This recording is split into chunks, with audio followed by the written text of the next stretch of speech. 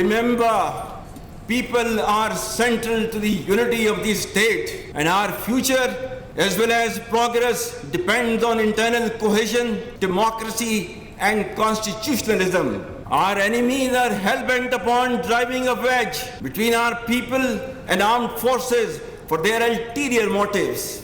We will ensure that this bond is preserved and further solidified through selfless performance of the duties entrusted to us within the confines of the Constitution of the Islamic Republic of Pakistan. दुश्मन अवाम और फौज के दरमियान दरार डालने की साजिशों में सरगर्म है। रियासत का महवर पाकिस्तान के अवाम है। पहली और अहम जिम्मेदारी रियासत से वफादारी और मुसल्लह अफवाज को तफवीज़ आइनी किरदार से वाबस्तगी है। कहा, हमारे लिए अवाम की हिफाजत और सलामती से ज़्यादा मुकद्दस कुछ नहीं। कोई फ़र्ज मादरे वतन की हिफाजत से अहम नहीं हो सकता। मादरे वतन के दिफा के लिए किसी भी कुर्बानी से दुरेख नहीं करेंगे। सिपा सलार ने कहा, दहशत गर्दों और उनके सहूलतकारों की मुल्क में कोई जगह नहीं। हमें अपने ज़ाहिरी और छुपे हुए दुश्मन को पहचानना होगा। We continue to believe in cooperative and harmonious coexistence with all countries, especially our neighbors. We also welcome recent regional engagements and peace overtures and hope that it will have positive impact on peace and tranquility in the region and beyond. We want to share peace with all. However, let me be absolutely clear. Our effort for peace should never be taken as a sign of weakness. हमसायों समेत तमाम ममालिक के साथ पुरअमन ताल्लुकात के ख्वाह हैं, ताहम अमन के लिए हमारी काविशों को किसी सूरत कमज़ोरी ना समझा जाए। आर्मी चीफ का दो टोक पैगाम कहते हैं कि अफवाज पाकिस्तान के गयूर और सरबकफ सिपाही दुश्मन की तादाद या वसाइल से मरूब नहीं होते, बेशबहा कुर्बानियों के नतीजे में कायम अमन को मुतासर नहीं होने देंगे। जनरल आसिम मुनीर ने हक़ खुद इरादियत के हुसूल के लिए कश्मीरी बहन भाइयों की हिमायत जारी रखने के अज़्म का इजहार करते हुए कहा कि मसला कश्मीर के मुनसिफाना और पुरअमन हल के बगैर इलाकाई अमन हमेशा मुबहम रहेगा।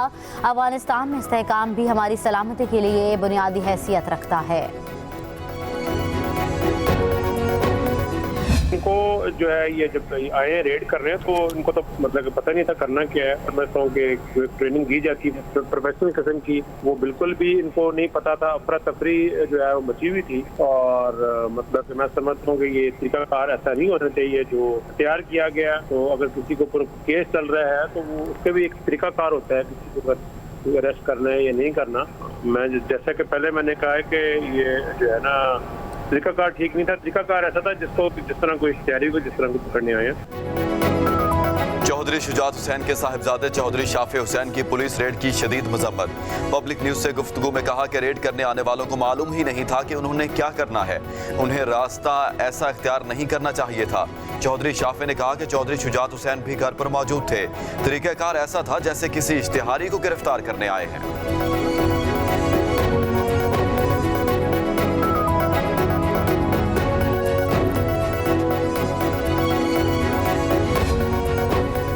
वफाकी वज़ीर चौधरी सालिक हुसैन पुलिस की कार्रवाई पर बरहम, वज़ीर आज़म के सामने मामला उठाने का ऐलान। कहा, चौधरी शुजात हुसैन इस वाक़े पर सख्त परेशान है। 70 से 80 अफराद ने हमारे घर पर धावा बोल दिया।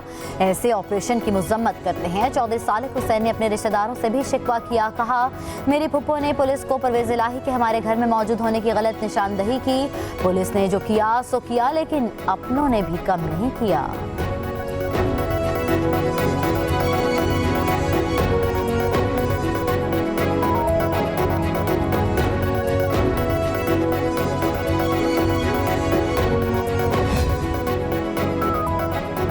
चौधरी परवेज इलाही और फैमिली मेंबरान को गिरफ्तार करने से रोकने और पुलिस एक्शन के खिलाफ लाहौर हाई कोर्ट में दरखास्त दायर।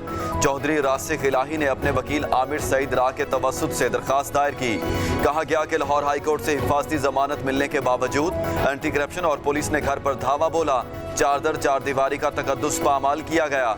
चौधरी परवेज इलाही के घर पर मौजूद न होने के बावजूद तलाशी के नाम पर तोड़फोड़ की गई।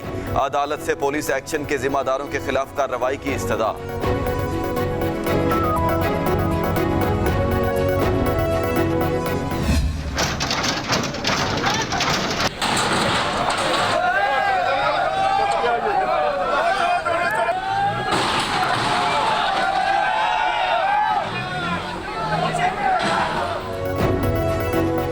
एंटी करप्शन और पुलिस का 7 से 8 घंटों तक ऑपरेशन नाकाम। चौधरी परवेज इलाही को गिरफ्तार न किया जा सका। पुलिस की भारी नफरी ने लाहौर में साबिक वज़ीर आला के घर पर रात गए धावा बोला। बख्तरबंद गाड़ी मरकजी दरवाजा तोड़ती हुई रिहाइशगाह में दाखिल हुई। पुलिस एहलकार दीवारें फैलांग कर घर में दाखिल हुए। अंदरूनी दाखिली दरवाजा भी तोड़ा गया। चौधरी शुजात हुसैन के घर छापे के दौरान शीशे टूटने से उनके साहबजादे जख्मी हो गए। पुलिस ने चौधरी वजाहत हुसैन के घर की भी तलाशी ली। मजमूई तौर पर 27 अफराद को हिरासत में लिया गया।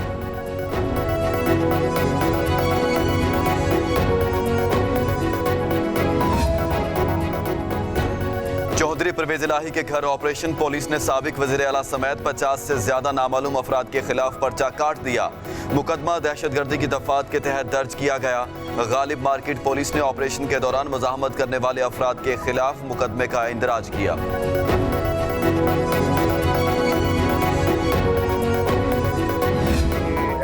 सारे रंग ले आए हैं सर। मुझे इन्फॉर्मेशन आ गई हुई है, तो अब बताएं अब क्या करना, क्या अभी टिकट तो छपवा रहे हैं, पहले ये छाप देना, ये इसमें लेट ना करें, टाइम बहुत थोड़ा है। बस बाबा को मिलने आ जाए शुक्रिया अदा करने के लिए। और 11 बजे तक ऑफिस आ जाएंगे, उनको टिफिन डालने आ जाएंगे। बस उन्होंने बहुत मेहनत की है, बहुत मेहनत की है।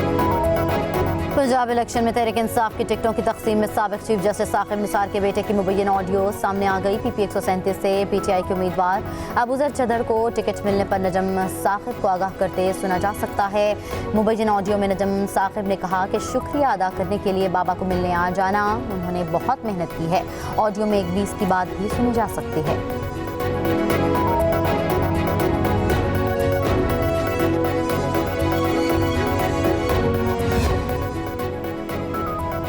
इमरान खान को मुसल्लत करने वाले पाकिस्तान के मुजरिम हैं और करार वाकई सजा के मुस्तहिक हैं। जिनके रिटायर्ड होकर ये हालात हैं, सोचें जब वो ताकत के नशे में अपनी कुर्सियों पर फिरौने वक्त बने बैठे थे तो किस तरह अपने इख्तियारात का नाजायज इस्तेमाल कर रहे होंगे। मरियम नवाज का ट्वीट, कहा नवाज शरीफ चुप है लेकिन इसके खिलाफ साजिश करने वाले साजिशों का घिनौना चेहरा और गठजोड़ हर रोज रुस्वा हो रहा है। दुनिया की तारीख में ऐसा घिनौना अदालती मजाक आज तक किसी रियासत के साथ नहीं हुआ होगा।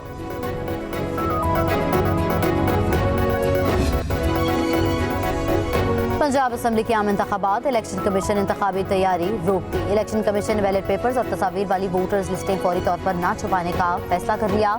जरा के मुताबिक कल तक बैलेट पेपर्स की छपाई शुरू न हुई तो 14 मई को इंतखाबात का इंतजाम नहीं हो सकेगा।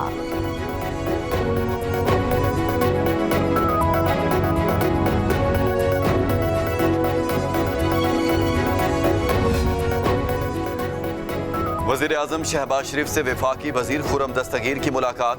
पावर सेक्टर में जारी तरक्याती मंसूबों बारे ब्रीफिंग दी। वज़ीर आज़म की मौसम गर्मा में बिजली की तरसील में नुमाया बेहतरी के लिए मौसर इक़दामात और नई ट्रांसमिशन लाइन्स पर काम जल्द मुकम्मल करने की हिदायत।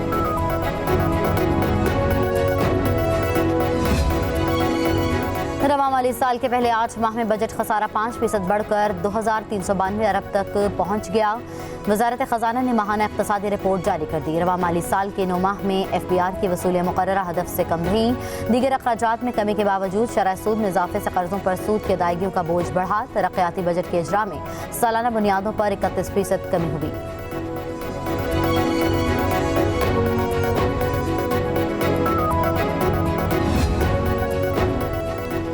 PTI के 25 मई एहतजाज में दफा 144 की खिलाफ वर्जी का केस। सेशन कोर्ट ने इमरान खान को 30 मई के लिए दोबारा तलबी का नोटिस जारी कर दिया।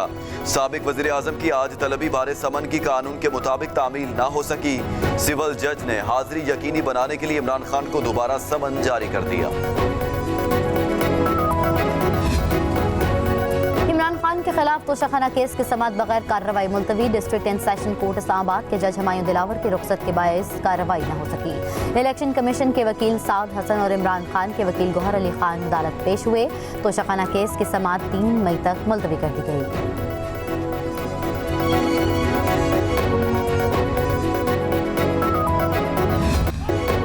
पाकिस्तान मिलिट्री एकेडमी काकुल में 147वीं लॉन्ग कोर्स की पासिंग आउट परेड हुई। Army chief general Asim Munir ने परेड का मुआयना किया और कैडेट्स को बेहतरीन कारकर्दगी पर एजाज़ात अता किए।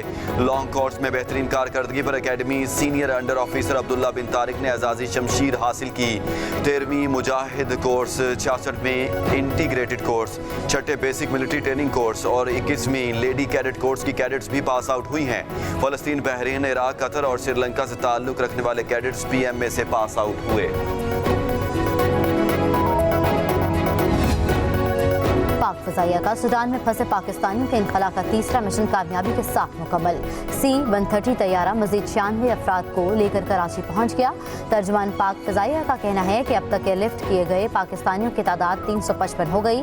PF का ट्रांसपोर्ट जहाज़ों का बेड़ा हमें पेशा वराना भारत से इनखला का मिशन यकीनी बना रहा है।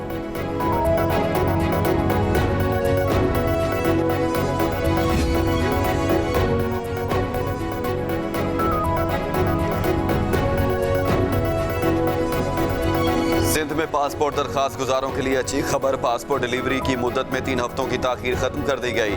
DG इमिग्रेशन एंड पासपोर्ट ने पासपोर्ट डिलीवरी मुद्दत की बहाली का हुक्मनामा जारी कर दिया। नॉर्मल फीस के साथ पासपोर्ट की डिलीवरी 1 माह की बजाय 10 रोज में की जाएगी। अर्जेंट फीस के साथ पासपोर्ट 4 दिन में मिल जाएगा, जबकि फास्ट ट्रैक के जरिए पासपोर्ट की डिलीवरी सिर्फ 2 रोज में होगी।